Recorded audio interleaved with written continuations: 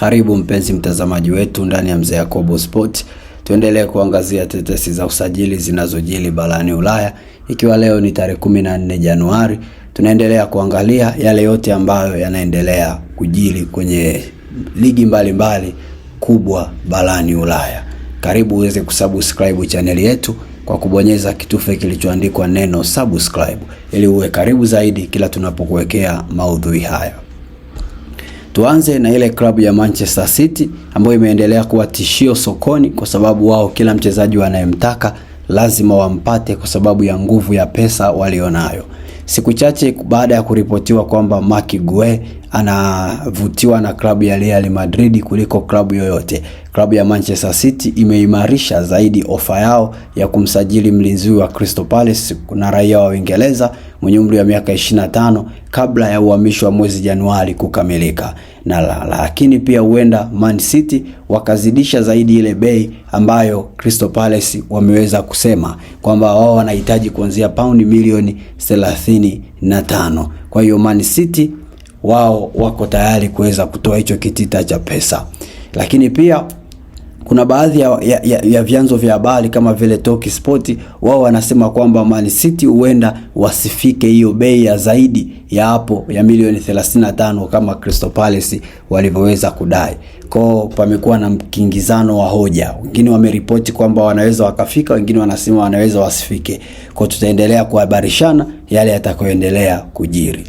Kwingineko, mkurugenzi wa michezo wa klabu ya Bayern Munich Max Eberl amekuwa akipiga simu katika siku za hivi karibuni kujaribu kumshawishi Guéhi ajiunge nao msimu wa joto. Bayern Munich nao wamekuwa wakihusishwa kwa karibu sana na kuweza kumhitaji Guéhi, na mkurugenzi wa timu hiyo amekuwa akiendelea kumpressurize Guéhi, kumconvince Guéhi ajiunge nao.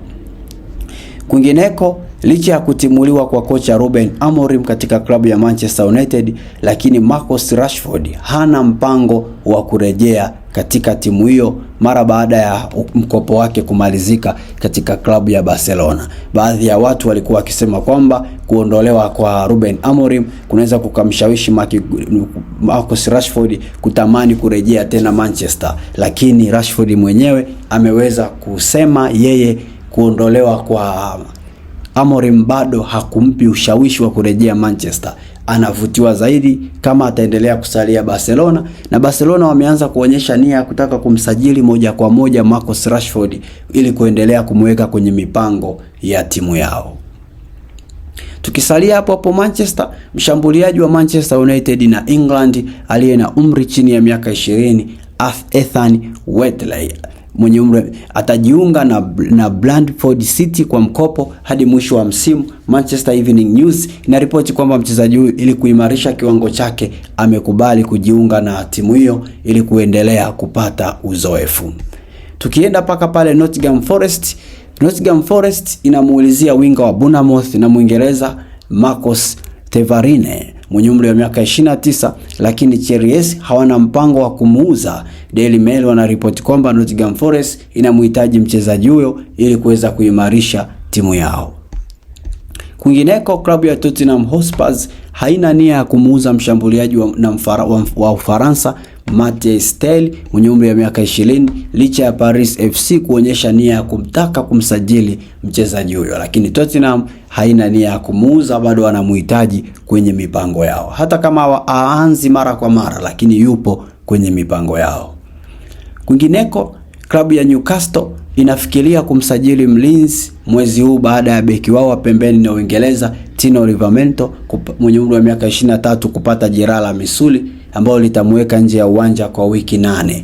Na pia ukiongezea hapo Sky Sport wanaripoti kwamba Livramento pia amekuwa akihitajika na klabu ya Arsenal. Hivyo basi wameanza kuangalia uwezekano.